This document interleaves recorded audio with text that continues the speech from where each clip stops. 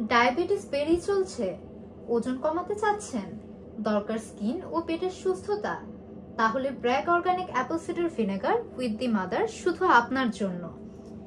এই ভিনেগারটি 100% organic USDA certified, যেটি আনপ্যাস্চুরাইজড, এটি র, নন GMO, প্রোডাক্ট অফ USA এবং এটি আনফিল্টার্ড এবং গ্লুটেন ফ্রি এবং কোশার সার্টিফাইড।